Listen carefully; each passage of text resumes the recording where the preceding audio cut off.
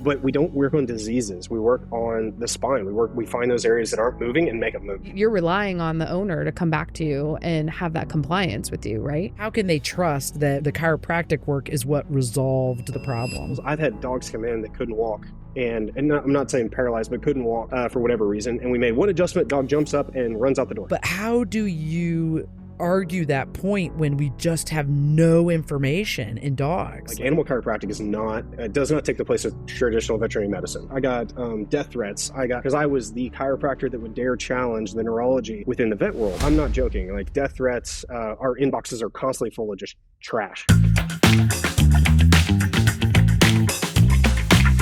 Hello, everyone, and welcome to a special episode of the Veterinary Roundtable, the podcast where we answer your veterinary-related questions while having some fun along the way. If you enjoyed today's episode, be sure to leave us a review on your podcast provider of choice, and if you have any feedback to offer to improve the Veterinary Roundtable, let us know.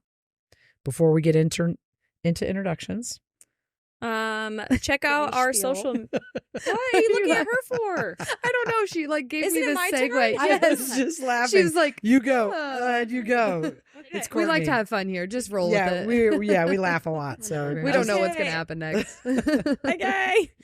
Check out our social media channels, Instagram and TikTok at the Veterinary Roundtable, and then also our new YouTube channel. Check that out. Super exciting stuff. We did, just to get you guys a little excited, we did do a video. Yeah. So Woo! be Yes. Oh one yeah, of our and two I videos. got a preview of it, and it's What? Is it cute. good? It's good. Okay, It's one good. of our two videos has been filmed. Yep. So stay tuned. Very Yes. soon you'll see it. Yeah. And then our next order of business is our text message service for our podcast. So when you click on the podcast on whatever platform you're on, there's a little link says click this link to text us, and then shoot us a message. If you would like a shout out, include your name. Perfect. Alrighty. I'm Dr. All right. Emily King. I'm Courtney Allen. I'm Devin Fortune. I'm Dr. Ashlyn Duckwell. Alrighty, let's get to it. And now let's introduce our guest. He grew up in Oklahoma and many of its surrounding states. In 2012, he received a Bachelor of Science degree in biochemistry and molecular biology from Oklahoma State University. During college, he worked as a laboratory technician for the National Institute for Microbial Forensics and Food and Agricultural Biosecurity in the United States Department of Agriculture. After college, he worked in concrete construction where he was injured on the job. This led him to find chiropractic and ultimately his love for how the body functions. He graduated from Parker University in Dallas, Texas in April 2016 with a doctorate in chiropractic. He then opened our Edmond office in January 2017. Since then, he has been the... one moment.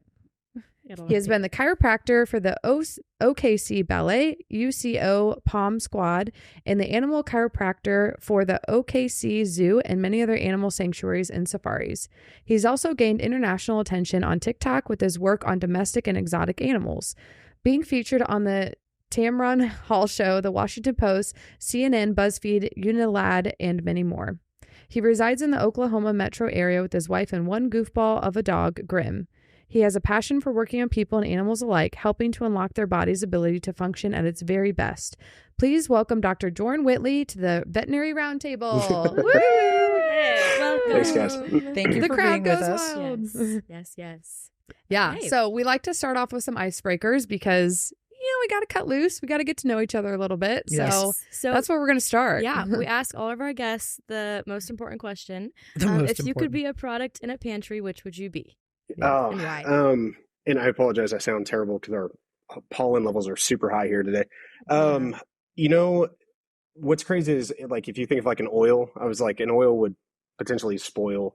I was like, what is the most valuable thing in my pantry? And it's actually a little pepper called the chiltepine, which is really weird. It's like a Mexican wild pepper that they it's crazy. It only grows under shade bushes and it's crazy.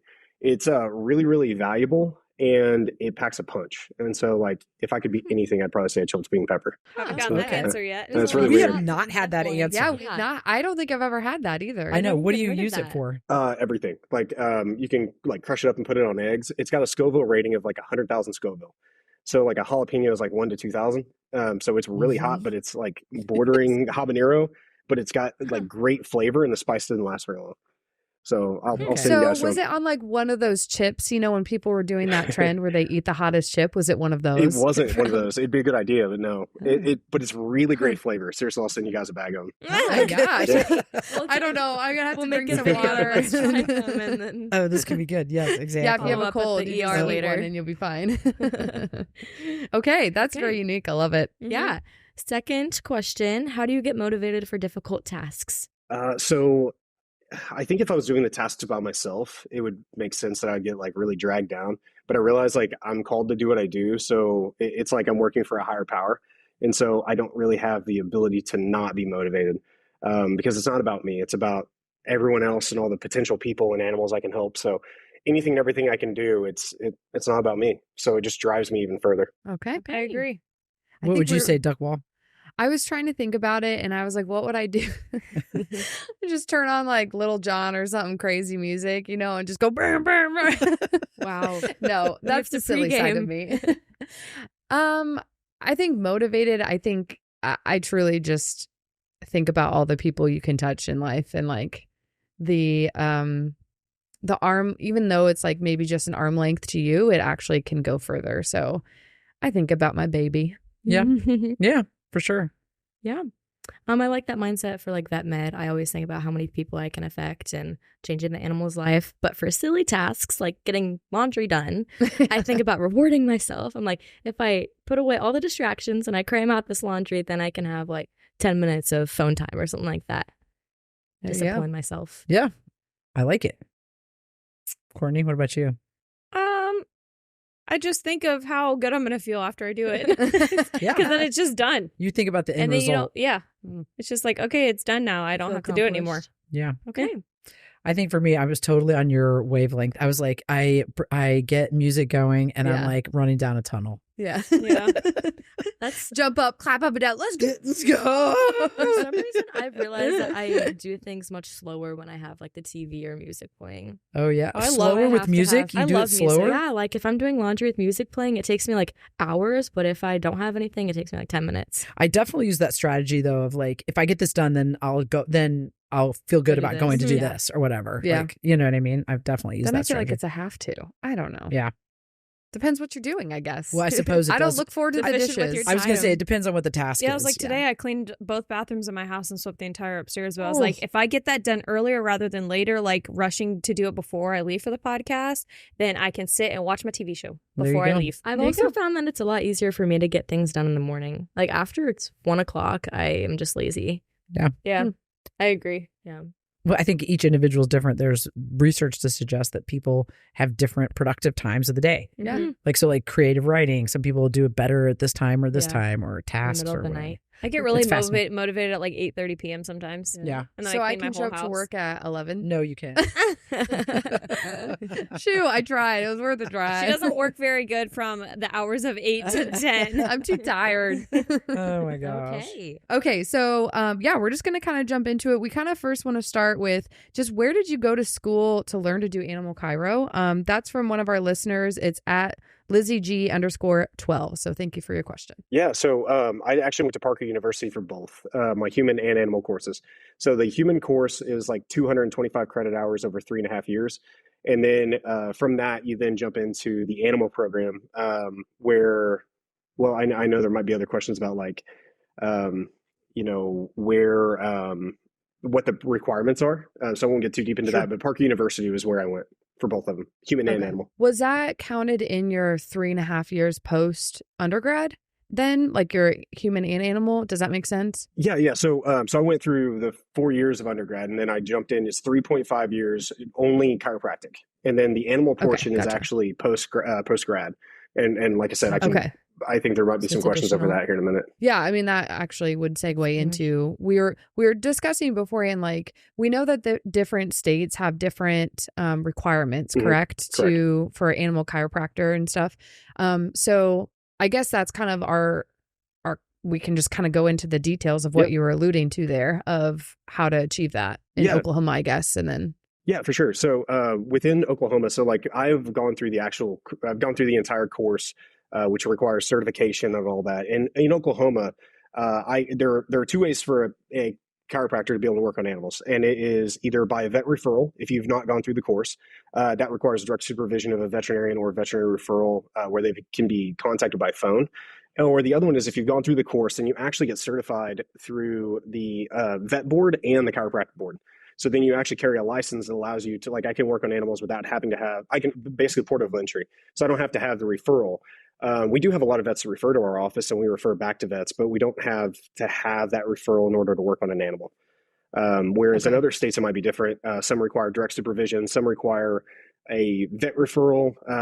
Some require, I mean, crazy stuff. Some states you can't work on animals as a chiropractor, like in New York, which I know there was a recent story about the chiro in New York. So yeah, I mean, every state's got its own laws. Okay. So you do have that certification? Yep. Okay. So do you think that you see more referrals from veterinarians, or do people just come straight to you with their animals? I would say it kind of depends on the time of year or the week, honestly, because some weeks we have a lot of dogs that come in and they say, hey, I was looking up this thing and I thought I'd go to a chiropractor, maybe chiropractic could help. And then there were other times where local veterinarians will refer to our office. We have great relationships with the local vets. Oklahoma is also different in our laws. Like we have a great relationship with our vet board, and where I was on the phone with them the other day, where we're creating those relationships within the two professions, where we have quite a few referrals. And it's always the stuff where it's like, we could do surgery, but I think that this may not be a full surgery candidate. Try chiropractic first. And then if that doesn't, produce results, then maybe we can go into a surgery route. Or maybe it's something that's like, hey, look, we're going to give you a muscle relaxer and then send you to the chiropractor. We're needing to get this bone moving in order to decrease muscle tone and get that muscle to chill out. So it really depends on the situation and time of year. Around like whenever the ice, we have a lot of ice, we get a lot of vet referrals from dogs slipping and falling and crazy stuff. Makes sense. Mm-hmm. Okay. Do you have required CE then every so often to keep up with your license? Yeah, we do. And that CE, there's specific requirements like just for the human portion, and then there's CEs for the animal portion. And again, I don't know if there are other questions alluding to what, but like our courses are taught by veterinarians and by chiropractors, specifically over the animal stuff. Now, within like our schooling, as a chiropractor, I was taught by MDs, DOs, DCs, DVMs. I mean, everybody under the sun, PhDs, radiologists. We have like 27 and a half credit hours of just radiology. So, I mean, we have, or I'm sorry, the 27 was neuro, and we have like 17 and a half credits plus rotation of radiology. So like we get trained by everybody. And then specifically, we take that training that we get from the human side, transfer it over into the animal side. And then our CEs expound on that even further. So it's like deep neurology. Some of it's like safety stuff. Hey, don't get bit, stuff like that. But we have specific CE requirements that we have to meet every single year or every 2 years, depending on what state. And that's total or like animal CE and human CE? Separate. Yeah, separate. So I have to have so many for humans and I have to have so many for animals. Got it. Because we're diving into the animal world, and so we have to keep them separate in a way, which is really cool about the program. It's in like we answer, like I said, I answer the vet board. I make sure that we have a great relationship with them, and so we have to keep those CEs separate. I really wish they could transfer. It'd be easy to take an animal course and transfer to my human stuff, but that didn't work out that way. Well, what's your percentage of what you see in practice then? Is it like 50-50? Is it, what would you say now?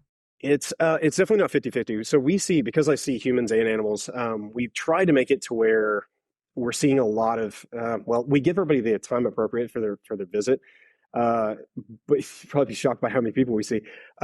We have certain times during the day where we see animals. That way it gives me time to clean up before I work back into people. But there are also specific times of the day we found out that animals, owners are able to bring the animal in. So it's like after work series or after work, during work, beginning of work, or like at lunchtime. So I see between 60 and 80 people a day on an average day. And then we see animals in those time slots. And so those time slot may be 30 minutes long, and we may see five to six dogs. We have a cap. And I say dogs, it could be dogs, cats. We have horses show up, which may mean I only see like 2 or 3 horses in that time block. But it's mostly people. And then we have animals come in like during those time slots. But those time slots are full. We used to have 4 time slots a day, and I had to drop it down because it was just chaos. But those time slots are full for weeks. I feel like we come across that. There's certain times of the Yeah, day that are we're- easier and better. For sure. Yeah. Absolutely. Do you have other veterinary professionals working with you to help you with the animals? No, not in our office. No, people have talked about it, but it's chiropractic, and I can get into this here in a bit, but like chiropractic has kind of been on its own little island for a long time. And so a lot of the veterinarians we work with already have their established practices and whatnot. We've had people that want to come in and do like, here, I'll restrain the dogs for you, whatever. But those time slots are so small within my office that it's not really worth it for somebody to spend the time driving over 30-minute block, wait a couple hours, another 30-minute block. And so we haven't really done that. We work with a lot of vets. So like on Fridays, I see horses. I'll drive out to horse barns or all over the state. And we have a lot of veterinarians that work with us hand in hand then. I mean, I've helped with all sorts of stuff, and they've helped me with all sorts of stuff, but not specifically in the office. So you have the owners restrained for you most of the time? It depends. So it really depends on what's going on. Some dogs, like we have some dogs that come into the office, they absolutely love getting adjusted, and they come over and they give me their paws, and it's just, nobody's restraining anybody. It's just super easy. There are other times where I do have to have them at least hold the head with a muzzle on, like they'll hold a collar. And then sometimes I'll bring my staff in to do it, because sometimes we have people, as you guys know, you have owners that are They just get nervous about this. Yeah, exactly. Nervous about it is a great way to put it. So, but a lot of times I'm able to move around the dog in a way that I'm able to make the adjustments fairly quick, so that we're not having to restrain for long periods of time. There are some cases though where, like we'll have the trainer come in. So like the dog is seeing a trainer, and we'll have the trainer come in. The trainer will then, hold them for me. And sometimes if it's like a dog, it's like, hey, we don't know what's going on, we're going to euthanize. We get a little more aggressive with what we're trying to do. And so we will have the owners try to restrain, or it depends on what's going on. Everything is variable. So before we put the cart before the horse, we have a lot of students that listen to the podcast. How would you explain, without going too deep into the weeds, chiropractic medicine in the veterinary industry? Yeah. Like, how would you explain that as a concept or topic, or, if you were talking to students about it, what would you want to tell them about? Yeah, so chiropractic animal chiropractic does not take the place of traditional veterinary medicine. It is a modality that is a kind of a beautiful collaboration between like allopathic medicine and alternative medicine, where it's like you have one more tool in your toolbox as a DVM, because to become an animal chiropractor, you have to be a DVM or a DC. And so as a DC, as a DVM, it allows you one extra tool in your toolbox to go, okay, maybe instead of doing this, I can adjust and get the same result without having to put on medication, or without having to do this surgery, or we catch something way sooner before it ever becomes an issue that would even require surgery. I think that's the easiest way to explain it. Without going too deep into it, that's probably the easiest way to explain it. There's so much in terms of like biomechanics, neurology, all of these things that encompass what we do. I can get real deep real quick, and I'll try not to unless we get into that. But I think that's the easiest way to explain it. It's not off topic. It's just farther than what we were talking about. What is the pop that you're looking for? Like, I looked through your Instagram and your social medias and things like that. And like when you would get the pop, it was almost like, okay, I did my job. So why are you looking for that noise? Like, what is the pop? What is it doing? Right. That's a great question. So I don't always have to look for that pop noise. And that pop noise is just kind of like a byproduct of what we do. So the joint has its normal physiological range of motion it's supposed to go through. And so what will happen is if you're restricted in that physiological range of motion, you develop, get real deep real quick. We increase cytokines in the joint. We increase inflammation in the joint. We also increase the density of the gases in the joint. So as we push it through that range of motion again, you create almost like a vacuum that creates that pop noise. It doesn't always happen. Our videos, like I have a social team, so I don't have to deal with the heckling of chiropractic in social media. But I have a strict rule in our office that we do not overlay noises. We do not enhance noises. We're not looking for that like as a ASMR crack addict. But that noise does kind of say that if you put the joint through its normal range of motion or its full range of motion and you hear it, it's like, cool, I got something out of that, but that's not really what we're striving for. It's actually the increase in the range of motion, the neurological response from what happens. That's really what we're driving for. The pop is just satisfying. So Yeah, I can't watch the pops. Yeah. yeah. Exactly. I think going to question 1 is pretty interesting. Yeah, go for I it. think it's Yeah. okay. So it's how can we evaluate whether this is a placebo or not in animals? Like, how do you quantify, I guess, improvement in your patients and mobility and otherwise? That is from one of our listeners at, I don't know, Xi Ashley. XI Ashley. Nice, Okay. Devin. Okay, I like good that. job. I can't pronounce that. So what's your metrics and measurements that you use to see, a positive or a negative effect on it? Oh, for sure. So within like the human world, we have like the analog pain scales where it's like, okay, happy face, sad face. We have Oswestry disability scores where it's like, I could do this before and I couldn't do this now. Within animals, it's like the kind of a modified Glasgow index, scale of some sort. My dog used to jump on the bed, doesn't jump on the bed anymore. We kind of use that metric whenever we're working on them. So to an extent. Whenever we're working on an animal, we're looking at the biomechanics. We're looking at there are the neurological components of like an exam that can change. We look at conformation, like body conformation. So like a dog comes in and their back is all humped up, and then we work on them, and then that hump decreases or flattens out. Then we know, okay, there's been a physiological effect there. And then deeper into that, it's like, okay, what happened in each individual segment? Pain is a really, I think, terrible metric to use just because pain is a symptom. Now we can say in pain, not in pain, or this didn't cause, or this causes pain now. I'm sorry, it used to cause pain and it doesn't anymore. But really what we look at is like, my dog didn't want to go up the stairs and hasn't wanted to in the last month. And now he is. They didn't want to jump on the bed. Now they are, those like, they feel well enough to do those things. So it's not so much about the pain as it is about functionality and like overall how they're doing. Pain's a small component of that. I don't know if that made sense, but like it's so much deeper than just like a pain mindset. Yeah, no, it does. Because I think we have to extrapolate that as well in veterinary medicine, right? We were trying to gauge their fear assessment score, their behavior, their reactions, things like that. I guess when you see an appointment, you probably won't know then until a couple of days, right? Because you're relying on the owner to come back to you and have that compliance with you, right? To know if the animal responded. Yeah. There is that. Oh, sorry. Like, no, go ahead. Oh, I was just going to ask what like the average amount of time it takes for you to see progress in your patients. And that's, or if there is an average. Or... It depends. So we have some animals, it's like, man, this is really hard. But if like you gave somebody water and you're like, hey, here, and you give 100 people water, and one person was super dehydrated. And so like, oh my gosh, this is amazing. One person was like, I'm hydrated all the time, so it really doesn't do much for that person. And you have kind of that person in the middle. Well, each one of their bodies is doing something different with that water. Terrible example. But the idea is that every single person is different. Every animal that we work on is going to be different. And so the product is going to be different every time, or the end product. And so we have some animals. I've had dogs come in that couldn't walk. And I'm not saying paralyzed, but couldn't walk for whatever reason. And we made one adjustment, dog jumps up and runs out the door. And owner's crying. It was like, wow, that was amazing, that fast. We've had others that take weeks. We've had others that take months. It really depends on how bad it is. But like if you, I use this example, if you have a rubber band, you wrap it around someone's finger. If we cut it off in the first minute, if we cut it off in the next hour, next week, next month, next year, the amount of damage done to that area is going to be great. So at what point are we able to bring that back? Can I bring it back to 100%? Can I bring it back to 80, 70?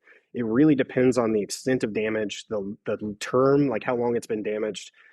So everything is variable, which is the hard part about doing studies within chiropractic is there's no strict answer because everybody is variable. There's so many different body types and damage, everything. I mean, you kind of get the point on that. I hope that answered that. And I was going to answer the placebo thing because I think that's super interesting. The placebos in humans, we know what our outcome is going to be. Hey, you're going to the doctor. Here's a pill. It's going to make you better. You take it. You're like, I'm better. And it's like, okay, well, that actually was a sugar pill. That's a placebo. Or, you kind of know the outcome based on the therapy. It's supposed to produce XYZ result. In animals, they show that there's placebo. But that placebo is based around like a pain assessment. It's like, here, we're going to give you this medication that was in rats, the studies I looked at. And so the rats, were given a medication over and over again. And then whenever they got a faulty medication, then they were like, they had the same result. And so it was like, oh, maybe they have placebo as well. But then they also did it in animals with seizures. And that was a 2010 study. And then later studies said, actually, it wasn't so much placebo. All that to say, like, there's placebo in animals, but I don't know to what degree that makes sense in my office, because I can tell you most of the dogs that come in hate me and they get better. And so if they thought that getting better was a result of like them liking me and having a great experience, then I guess we could say it was potentially placebo. And I say that not all the dogs hate me, but a lot of them that come in, I'm working on them, I'm pushing on all the spots that hurt. And so they absolutely don't like being worked on. But then at the end, they're able to function better. So then we're kind of away from that idea of placebo. It's more like they get a treat afterwards. So it's more like Pavlov bell, like where the bell rings. You get an adjustment, you get a treat. Oh, yeah. But ultimately, it's based on the outcomes. And so I have to be really, really neutral in my assessments. Like, okay, I see a difference. I don't see a difference. More for the owners, but most of the placebo effect is in the owner. I mean, I can make an adjustment. I don't see a difference. The owner's like, oh my gosh, they're so much better. I'm like, okay, cool. Well, I still have to make my own assessments. But that's how you're rating your response though, right? Because you're relying on the owners. So what if they say they're so much better and you're relying on what they say at home? Like, how can you? That's when it dives into the questions, the deep questions of like, okay, how are they better? Well, they weren't doing this before. Now they are doing it, Sure. versus like, oh my gosh, they look happier. Okay. I can't measure that. So Right, it really depends on the functional stuff. I think that makes more sense than anything. Like what they could and couldn't do before. Just out of curiosity, say you have an owner bring in their pet during one of those little slots and they say that they can't walk. Do you typically perform a physical exam first, or do you just go straight to the chiropractic side? So within the chiropractic visit, it is an adjustment, but during that adjustment, there's also a lot of assessment. And so it's assessing the area. Now, if it also depends on what's going on. So like, hey, my dog was running really hard and then I heard a yelp and then they hit the ground and then they quit. I'm like, okay, we might have a disc herniation issue. Sure. Have you seen your vet? We walk through all of that. And then, and this is just reality of things is where we live, there may be people that go, I can't afford an MRI. I can't afford surgery. And that's what they wanted to go to. It's $5,000. I've seen as high as $7,000 for an MRI for a dog. And so, and that's just the diagnostic part. That's not even the surgery part. And so, so some of them, they're like, hey, can you do anything? And we know there's some that you'd know for a fact. It's like, this is definitely a herniation. And then there's some that are just like an SI joint issue where it's like, maybe we have a radicular pain that's causing them so much pain that they don't want to stand. So again, everything varies. It's like based in the assessment, we start to see the differences between those two things. But there's a lot of referral in the process. I hope that made sense. Sure. Yeah. I think that one of the questions that a lot of people that are questioning chiropractic work in veterinary patients is, is what you were just talking about, like not having a diagnosis, so like, how do you know what you're treating if you don't have a diagnosis? Like, so then how do you know if what you're doing for this is going to work if you think it's this, but you don't really know if it's this? Yeah. Do you know what I mean? I get what you're saying. Yeah. And so then a lot of people are like, well, if the dog walks in and you're going to treat it the same way, if it looks the same, because we all know they can look the same, but have a million different things wrong with them, then how do you explain that? How do you explain that to folks as far as so not having the diagnosis? Yeah. So the diagnosis, like having the MRI would give you the diagnosis of the disc herniation.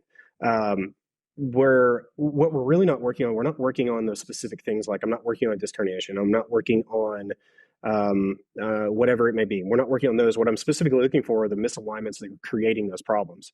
And so, again, with an MRI, with a disc herniation or something where it's like we have like an actual compressive neuropathy where we actually have muscle tone loss, atrophy of the muscle. It's like, okay, we definitely need to, you see your vet, see if surgery is an option, whatever.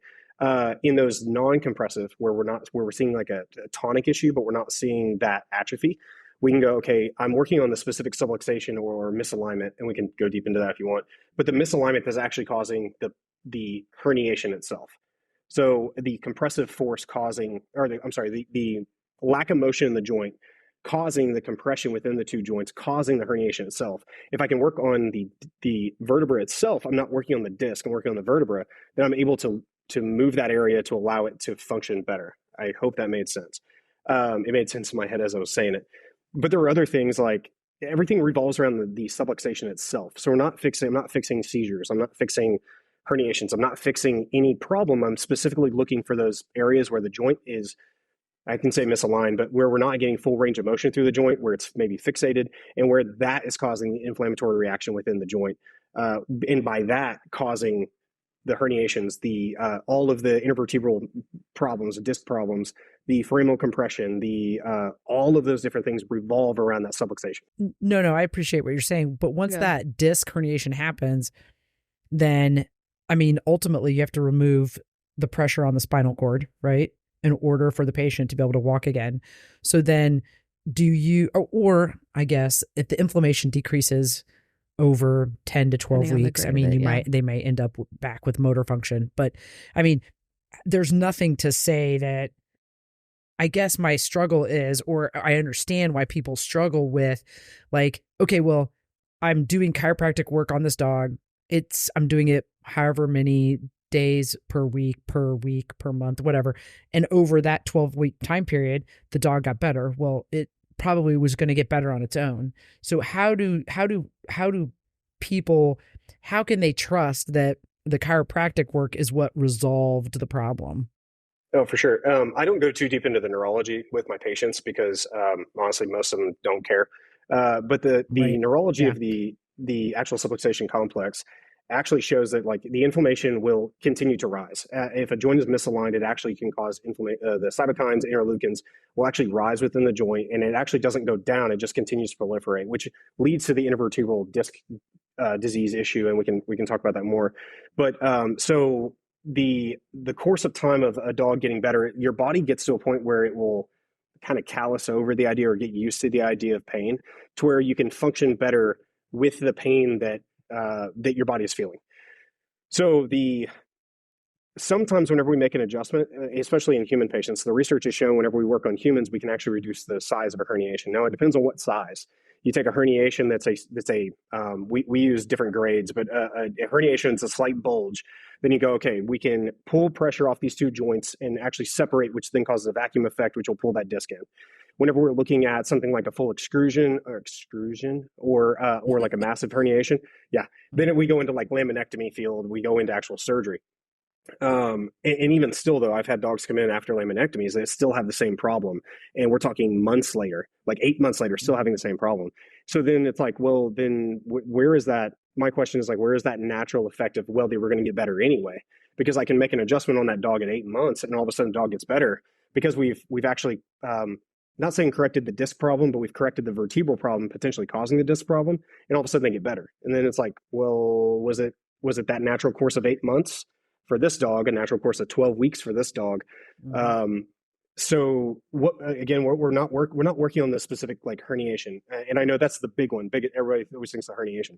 We're working on the specific joints themselves. We're not working on the inflammation. We're not working on the arthritis. We're working on facilitating that motion again within the joint. And then that in turn causes a decrease in inflammation, causes a decrease in cytokines within the synovial fluid, which is causing degeneration. It's decreasing the effect on the nerve. It's decreasing the disafferentation going to the brain, furthering problems, which is really cool science.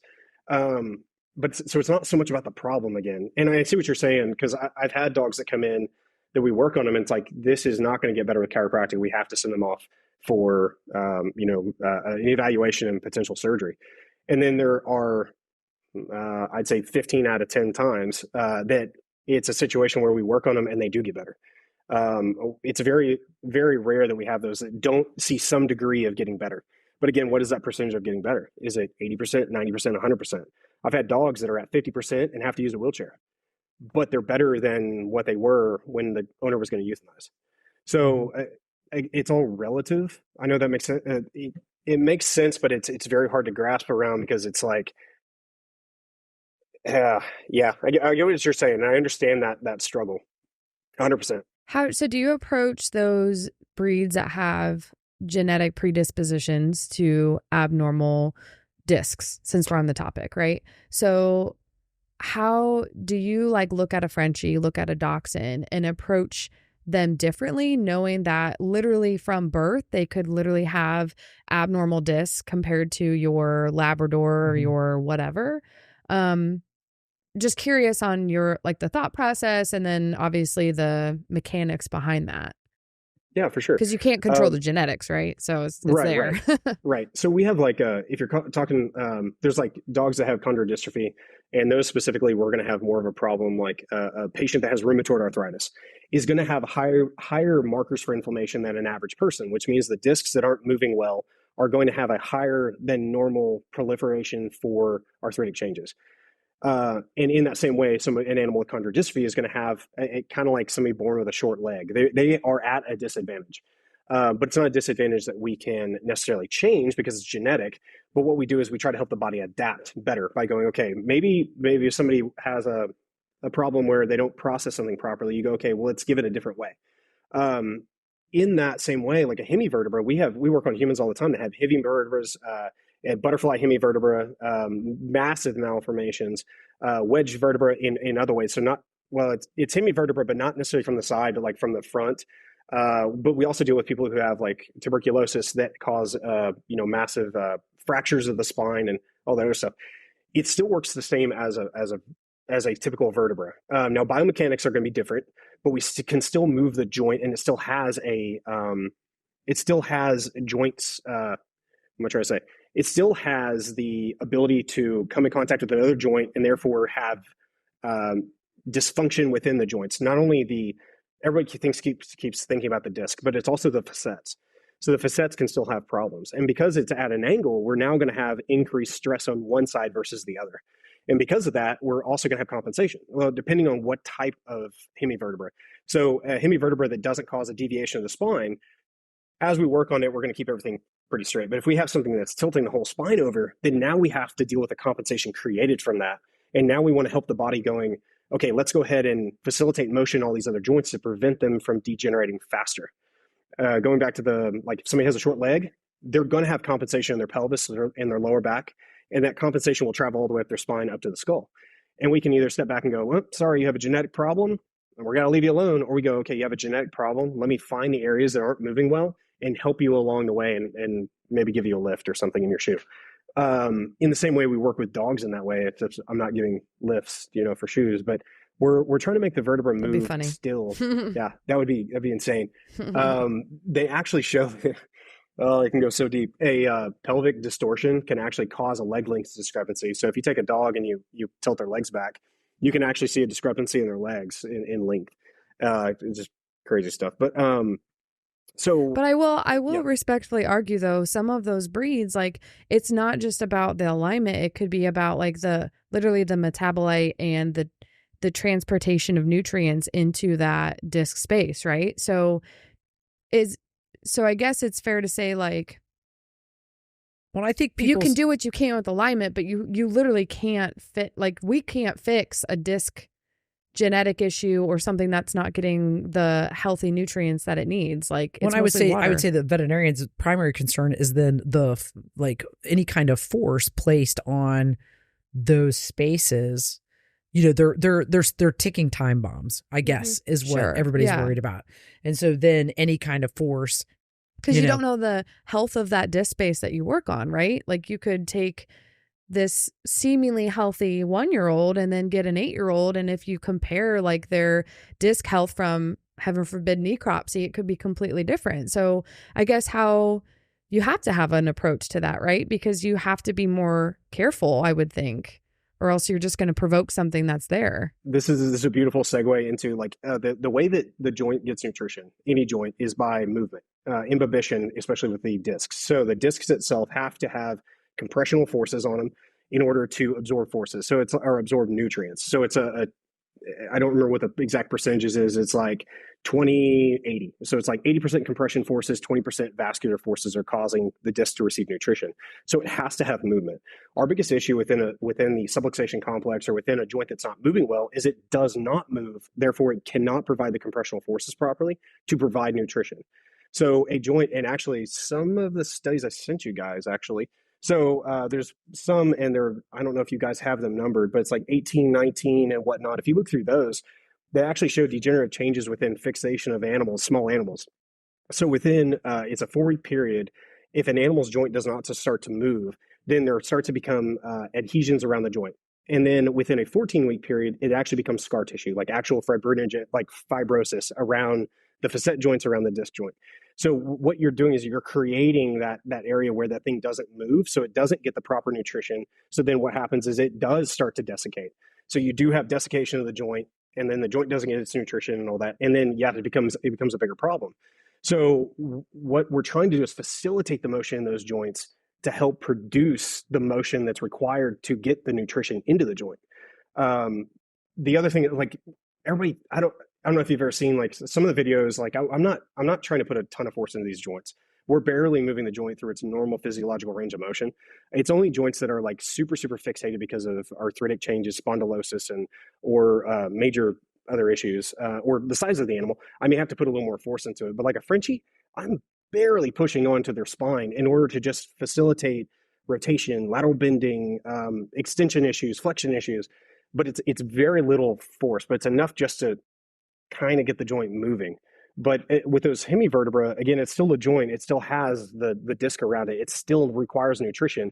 And within a fixation, it's going to lose the ability to absorb forces. It's going to actually decrease or increase degenerative changes faster. So there's some other studies, and y'all are free to look through all of the studies I have on there. But the joints that don't move become arthritic. The joints that don't move increase in cytokines, the inflammatory markers. Those joints become the degenerative intervertebral disc disease that you typically see at transitional points like lumbosacral joint, thoracolumbar joints, shoulders, and the cervical thoracic junction. We see massive changes in those joints because those are the first to stop moving, and then those are the first to degenerate. If I'm hoping all that makes sense. I talk a lot. I apologize.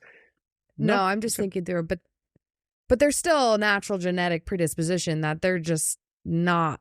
Oh, even if they stop moving, like they're still not normal. Yeah, no. They're still screwed up. Yeah, they're still screwed up. So like there are lots of animals that we see that, and as you guys probably see, they're like a bastardized version of the dog they used to be, like what the Frenchie used to look like versus what it looks like now.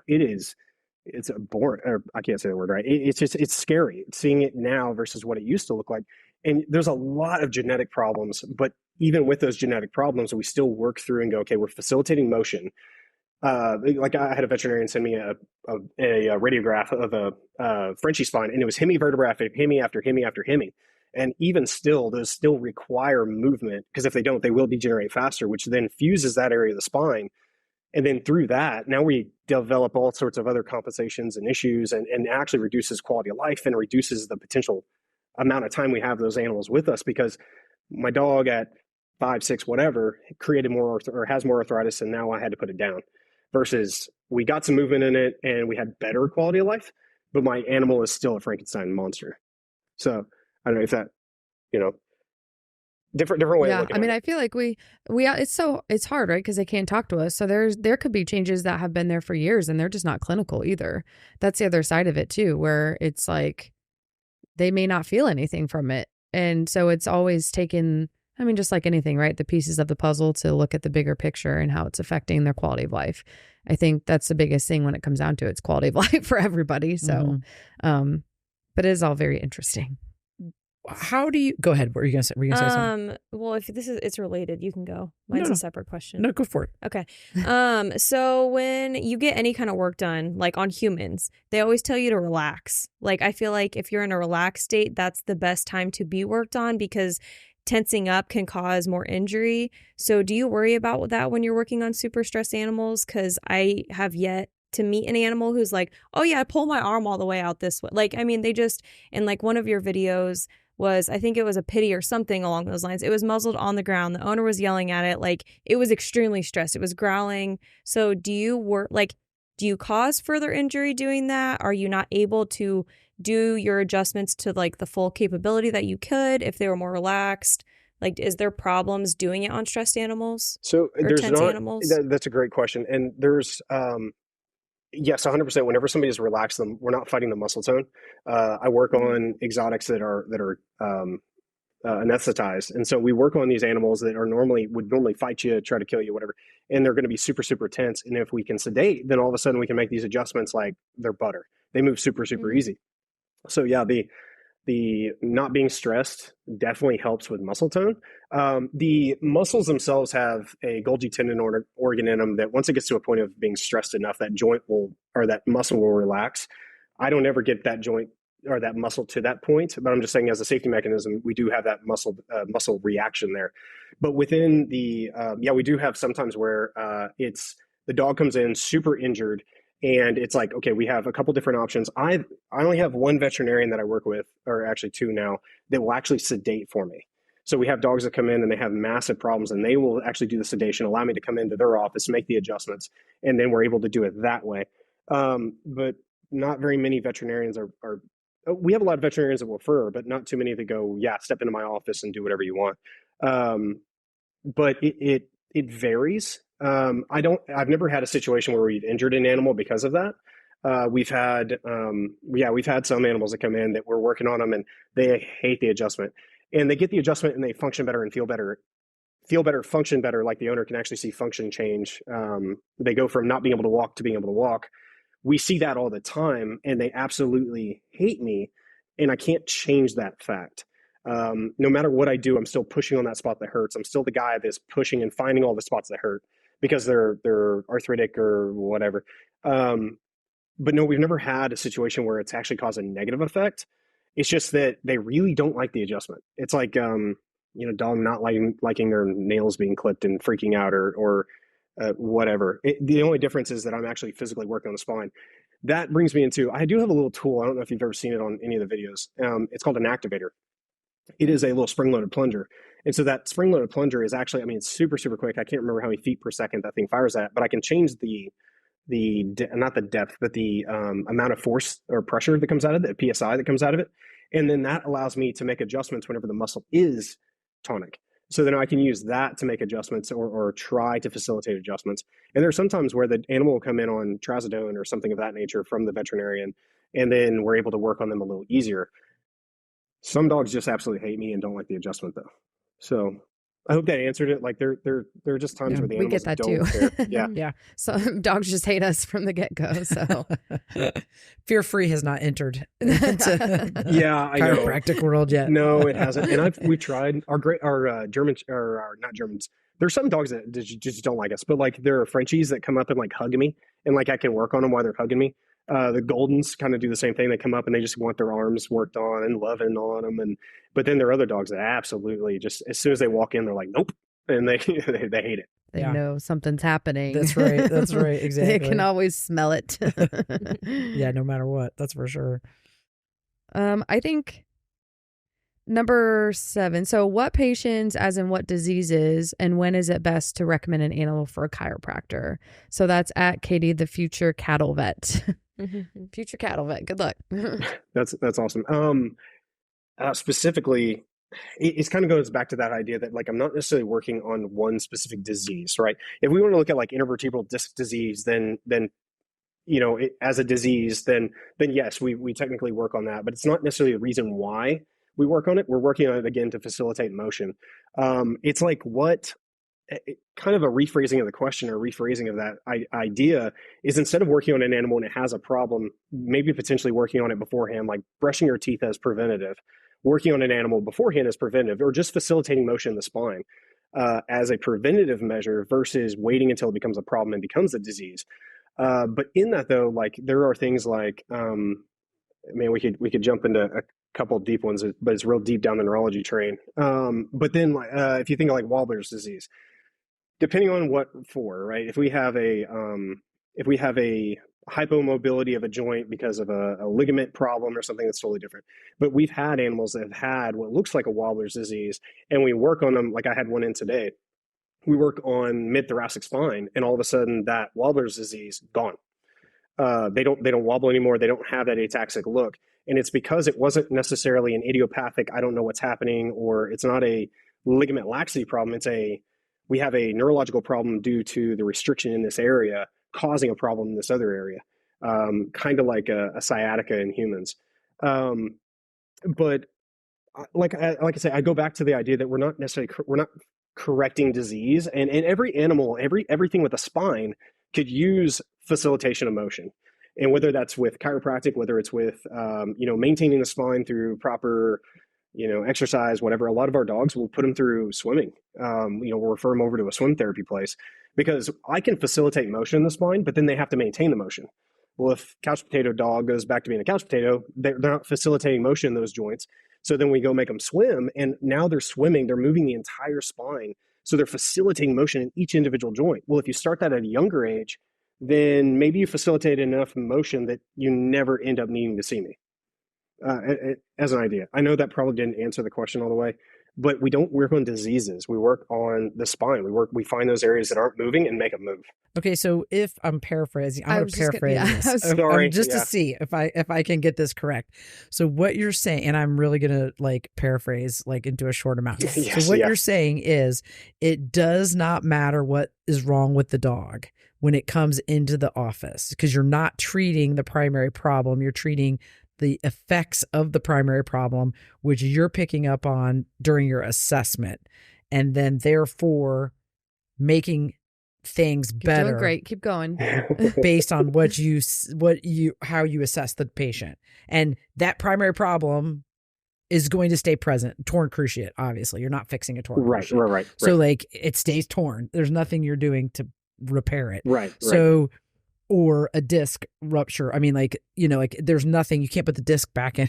Right. The bulge. Okay, I get that because you could potentially, the bulge would go away. But do you see what I'm saying? Yes. Am I from a layman's perspective? Yes. Yeah. I would say they're like with a torn cruciate, right? No, I'm not going to fix that. But we are helping the compensation created in the body because of the limp, because of the potential pressure that's going to be put on one side versus the other now that we're taking weight off of one side. And at the same time, though, we go, why did it tear in the first place? Was it that especially in humans, we go, okay, were we not having a full screw home mechanism lock of the knee because of an issue with the fibula and its fixation? So then I can go, okay, was the primary problem really the fixation that caused the cruciate tear? Or was it, obviously the cruciate tear becomes a primary once it's torn, but was it really another problem that created that problem, right? So that's how we look at most of the other problems in the body is like, we can have a problem that creates the problem, and now that becomes a primary, if that makes sense. Yes. But I think that in veterinary medicine, though, I think that there's a lot of extrapolating going on from human medicine to veterinary medicine. Would you agree? Is that what's happening? Like comparing the two, like going, okay, we're taking from humans and then shifting. Yes. Yes, there is. And we can. But does the physics work the same? Like without having like the research to suggest that this thing works on this, like how do you, as a person that, and I feel like you're very passionate and intelligent about this, this subject, very much so. And I think it's great that you're out trying to inform and educate people because these guys get tired of me saying, but like including your voice in the discussion, what I'm saying? That's really important. So, but how do you argue that point when we just have no information in dogs? Very limited on the actual act of chiropractics on dogs. We have the research about the neurology and the, all this kind of stuff, but like the actual act of this chiropractic process on this particular disease process, what I'm saying? So how do you ever get to the other side of the fence with them? For sure. And that's a great question. And that dives into a couple things. One, I think there's a so as a chiropractor, I said chiropractic's kind of been on its own little island. So the history of chiropractic is riddled with massive pushback from the American Medical Association, leading to lawsuits, years of propaganda preventing chiropractors from throwing chiropractors in jail. Chiropractors were jailed from 1904 until like 1974. All of these different things, the stuff like the American Medical Association's committee to eliminate chiropractic as a profession. All this stuff guys can look up. There's a Wilk versus AMA lawsuit that actually covers a lot of it. All of that stuff and like how other professionals were told not to work with chiropractors or they would be kicked out of the association. all of that dives into chiropractors have been on their own island where we go, okay, we want to do research. So we try to do research in a realm, and we go, okay, we can do research on people all day long. Nobody cares. And we go, look what we found. And people are like, shut up, chiropractor. You're, uneducated. You don't, you don't get a real education. You're not a real doctor, all that stuff, right? But then whenever we jump into the animal world, we go, okay, we want to do this study with animals. Are there any veterinarians that would love to work with us on this? And people are going, no, you're a chiropractor. And so we can create studies, like there's studies on rats showing interleukin 10 changes in the joints and all this other stuff in a lab setting. But whenever we want to do it on animals, we get critiqued like crazy. We also get told that what we're doing is abuse, and therefore we're abusing animals. And so it shuts down the idea that we could potentially do research. I've got enough patients coming through my office. We could do tens of studies. I've contacted 5 different neurologists, and all but one said they wouldn't work with me because I'm a chiropractor. So whenever we want research to be had in the field, but there's not that open dialogue. There are veterinarians or veterinary neurologists that are very against chiropractic to the point of saying, if you're a vet student and the chiropractor starts showing up, then you need to tell the school you're going to leave. Or, people shouldn't be donating to a school that teaches chiropractic. So it inhibits our ability to actually work into the profession in a positive light. As an animal chiropractor, and as an animal chiropractor, I'm talking about DCs or DVMs that both take the course, right? There's a neurology that's learned there that kind of branches both sides of the human and animal world and goes, okay, I can see as a human, practitioner, I can see the human world. As an animal practitioner, somebody can see the animal world. But if you can see both, you can go, oh, we've got this over here. You don't have that over here. You have this over here, but we don't have that. And you can start to go, okay, what kind of information can we start sharing within the professions? So it's really, really difficult, even submitting information going, hey, I found this new discovery. Are you guys capable of listening to it? You're a chiropractor. If that makes sense. So I'm just saying there's a lot of hardships there that prevent that dialogue. Massive. I mean, like I said, I took 225 credit hours in 3.5 years. We have, it's a massive amount of information that we have to learn and go through school and all these different things that we want to be able to do the studies. But nobody is willing to work with us on those studies. And if we do produce a study, it's immediately destroyed because a chiropractor made the study. An interesting topic. Can I ask a question? Yeah, and this is just my naivety with epidemiology, because do you need like veterinarians or I don't know, human like doctors, MDs to get your studies published? Like, is that required? I truly don't know. No, but what happens is there are studies published by DCs. There's a Dr. Heidi Havoc. She is out of Newfoundland or somewhere in another country. She produces a ton of research over brain mapping and all of this stuff. And people trash her work. You're a chiropractor, you don't know anything. So even though it's publicized and it's accurate information, and you can take it and compare it to not normal neurology, but what a regular MD neurologist would say, it's 100% factual. Just because we're chiropractors, the studies are low on the totem pole when it comes to people actually paying attention or even caring. The crazy part, so I posted a video like 2 years ago, something like that. And I'm talking about running my hand down the spine, finding the pernicious response. And obviously dogs have pernicious response, but I find a hypertonicity in that, or a reflexivity of that response. And I go, wow, okay, there's inflammation under here. I'm talking to the owner, and I'm going, okay, because of what I know in inflammation and spondylitic issues, or not spondylitic because we can talk about infection, but more like spondylosis and whatnot. We have inflammation in the joint causing central sensitization of the joint, causing a hyperreflexivity of this joint, or of this reflex. I'm going, well, in humans, this works. And so I'm talking to the owner and I'm going, well, this. I've had, oh my God, I got death threats. Because I was the chiropractor that would dare challenge the neurology within the vet world. I'm not joking. Like death threats, our inboxes are constantly full of just trash. And I try to explain it. And then that leads on to this, like, you're a chiropractor, shut up, you don't know what you're talking about. What's interesting is, so all of our information that we know about the spine and pain responses and how we deal with medicine, facet injections, epidurals, all of that revolves around this nerve called the recurrent meningeal nerve, or sinovertebral nerve, or nerve of Luschka. It's all the same thing. It was discovered in 1850 in humans. Everything we know about spinal pain, central sensitization, all of that revolves around that one nerve. Veterinary world, it was discovered last year. I sent you guys the study. That nerve was discovered last year in animals. And so it's like, there's a little bit of a disconnect. And if we could like work together, we could, I think, pave a completely new path forward within the understanding of pain and all of these different things within the veterinary world. And I'm passionate about it because, I mean, I work with these animals all the time and I see it firsthand. And, but nobody wants to listen to me because I'm a chiropractor.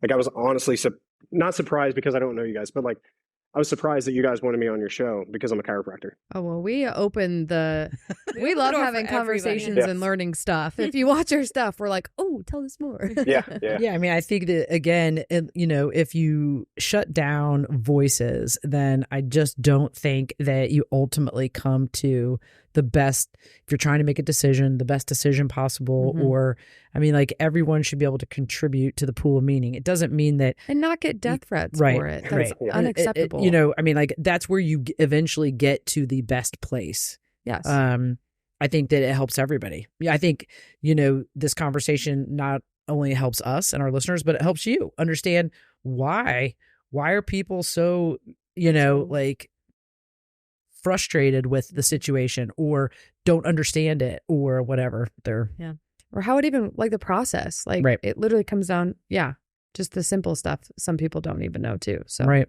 Yeah, absolutely. Okay, well, we can finish it out with the last question. Sorry, what would you like to see happen? No, you're totally you're fine. Yeah. This is a shorter one for us, actually. What would you like to see happen with chiropractic work and veterinary medicine in the following years, and what is your goal? So I really would like to see a huge collaboration where people are kind of open to listen, kind of sit down at the table, round table. But people are willing to go, okay, let me just hear what you have to say.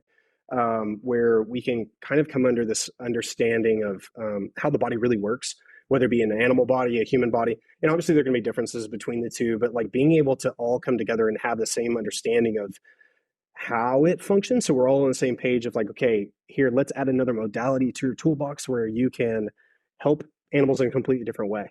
That's my overall goal. I'm very, very, very passionate about it. I'm very passionate about chiropractic. I'm actually putting together, like, I sent you guys some of the studies I'm putting together for like a 2-hour presentation where I'm going to be talking about the in-depth neurology of all of this stuff. But I would love to see in the next couple of years where there's just a collaboration between the two professions. I feel like there is in regards to, I will refer to you, you refer to me, but not where it's like, when was the last time a chiropractor spoke at a vet school? Or when was the last time a chiropractor was on stage at a neurology seminar and was like, hey, this is what's going on. This is what we know. What do you guys know? What are your questions? And being able to work from there, just being like an openness to the discussion in general.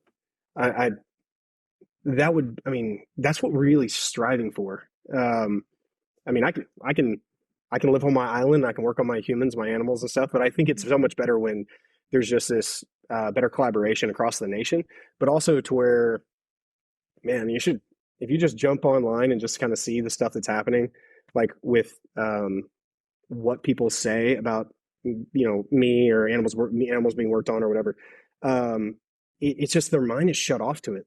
So if their animal is hurting, well, it's time for little Lucy to go, versus, hey, maybe we can go to a chiropractor and maybe we can get, better quality of life with our animals.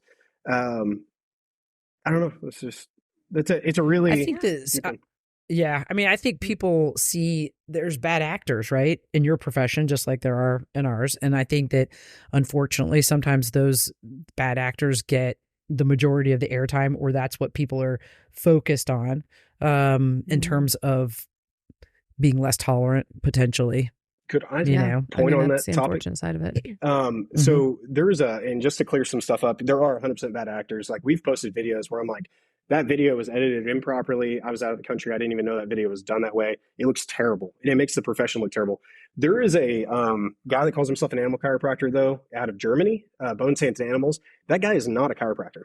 He's not a DVM. He's not a chiropractor. He has had no training.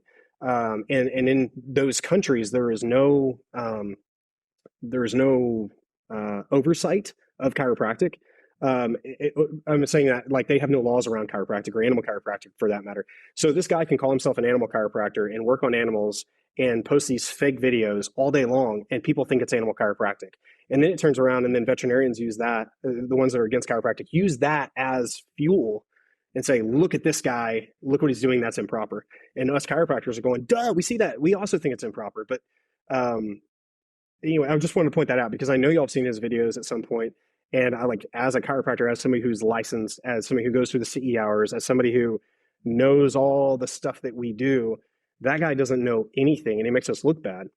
He's not a chiropractor. We don't own him. The International Veterinary Chiropractic Association is fed up with the guy. The American Veterinary Chiropractic Association is fed up with the guy. Veterinarians within his own country are fed up with the guy. So I just wanted to throw that out there, that not all of us are like that, but there are some bad actors. And there's a lot of people that do what they do and know it works, but they don't know how to explain what they do. And then there's also people that like gravitate to that and they go, well, you can't explain it right, so let me expound and tell everybody that you're full of crap. Well, and I think because veterinarians are the way we're trained, and we are so like science-based like teaching. I mean, everything is that direction. This says this, so you do this. You know what I mean? Like this proves this, so you do this. Sure. So I think that's where people are like, you know, I mean, I totally get your point and can appreciate the difficulty getting the studies done, because I think that's how you're going to get to the other side of the fence. I mean, I think you need a lot. I mean, I think there are several factors that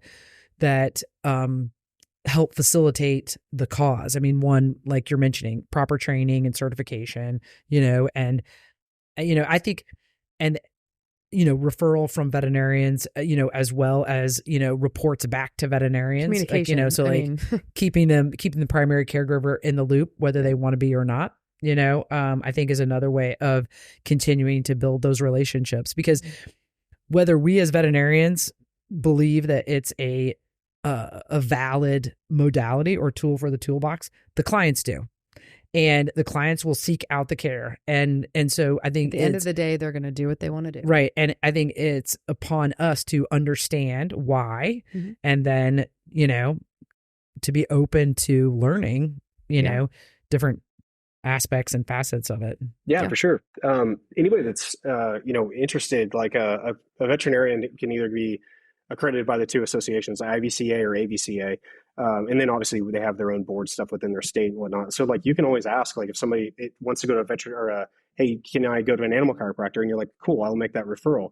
You can get a hold of somebody and go, hey, what's your certification? Are you certified by the state? You know, there are things you can ask to make sure that you're sending to somebody who is actually trained in what they say they're trained in, and is actually competent in what they're doing as well. Just as a pointer, because too many people will, you know, they're not sure who they're sending to. Like within the state of Texas makes the veterinarian carry liability for anybody they refer to. And so the chiropractor, the liability on the chiropractor is now, you know, the veterinarian now holds the liability of the chiropractor.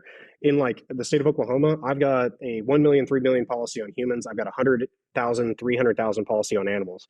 So not only am I licensed, I've got the certs through both boards. I'm, you know, I have insurance over everything. So there's step upon step upon step that you can do, or that you can, you know, refer to a chiropractor. Hopefully they're doing those steps as well. But yeah, there's some laws I think that if they change, they'll also change some things as well. Like if you guys carried my liability, you wouldn't want to refer to me, because if I do something stupid, it's on you. And I think that's a terrible law. Yeah. That's not going to facilitate communication. Right. No. Right. Yeah. No. Yeah. Yeah, exactly. And I think, you know, holding, you know, the chiropractor accountable, like, you know, in some of these places, is it the veterinary board, or is it the board that manages the chiropractor, you know? And I think that's hard, because I don't think that's laid out everywhere. Because it's still separate, completely separate approaches. You can use them together, but it's still separate. Right. We were just saying, like, I don't know, the research base, the I don't know, all the stuff. Yeah, it is separate. And I think that when I was actually talking to the veterinarian that trained me and good friend of mine, and he was saying that like what they're really hoping for is that within the chiropractic profession, or I'm sorry, not chiropractic, but within the world of animal chiropractic, that actually be taken over by the vet board, that the vet board goes, okay, we recognize this. We recognize that somebody has gone through the proper credentials and courses and therefore is then under our legality, and they are able to police them appropriately, that they are doing what they're supposed to do, that they get their CEs. Because like in Oklahoma, I answered the vet board for any animal related things, but the ultimate CEs and stuff go through the chiropractic board. And so if we were able to allow that to be more of a cohesive nature where the vet board can actually, have policing authority over me, I think that would change a lot within the profession as well. Not that the profession is doing anything bad, but I'm saying that I think it would gain, like if you guys knew that we were policed by the same board y'all were policed by, I think that would give you guys more, you'd sleep better at night knowing that you're referring to somebody who also has the same standards. I think that also relates to like what the board is looking at though. But I was on the phone with our board the other day, actually the vet board, and they were saying that other states are starting to recognize the laws that Oklahoma has. And they go, okay, how can we change our states to look more like this in this realm? Because more and more people are asking about animal chiropractic. We're seeing the benefits of it. I mean, the person who founded she founded the International Veterinary Chiropractic Association, the American Veterinary Chiropractic Association. I take that, not the IVCA. She founded the AVCA, and she founded Options for Animals. Was a veterinarian. Mm-hmm. She was a veterinarian that then went off to chiropractic school, not the animal program. She went through 3.5 years of chiropractic school, had both licenses, and created the programs that teach people. So it's like, I don't know, I can just see more cohesion that would make you guys want to refer, but also be comfortable knowing that even if you didn't refer that animal, that person went over to this chiropractor and you trust that chiro. Or again, it's also a veterinarian. A veterinarian can be an animal chiropractor, right? So maybe this veterinarian doesn't do animal chiropractic, but they can refer to this veterinarian that does. So I think that was a question. Like you have to be a DC or a DVM to be able to be a chiro, and that's it. An animal chiro. Mm-hmm. Yeah. But yeah. I mean, ultimately, I really hope that this helped kind of not ease tensions, but like give you guys a different look into what we do. Because I know a lot of people go to Wikipedia, and Wikipedia is, oh my gosh, there's so many faulties. Well, it's Dr. Google. Nobody likes Dr. Google anywhere, so it doesn't help anyone. No, it's really rough. But that's what people go to. That's what a lot of veterinarians go to. There's no science behind what we do. There's, you're a chiropractor making up big words. I'm like, so there's we do get challenges like that too. We get people saying, I read this on Google, I should do this, give me this. And we're like, no, slow down. Yeah. I mean, Dr. Google could be making so much money right now, giving out bad information. But right. Well, we thank you very much for your information and joining your us perspective tonight. and taking the time to share that perspective and everything, and being open to having a conversation. That's what we're all about. Exactly. So no, I thank appreciate you so it. I really much. do It was a pleasure to meet you. Yeah, it was a pleasure to meet you guys. All right. Thank you so much for tuning in to another episode of the Veterinary Roundtable. Remember, send in those questions and be sure to follow us on all social media platforms at the Veterinary Roundtable. If you enjoyed this episode or a previous episode, leave us a review on your podcast provider of choice. We'll see you next week for another episode of the Veterinary Roundtable.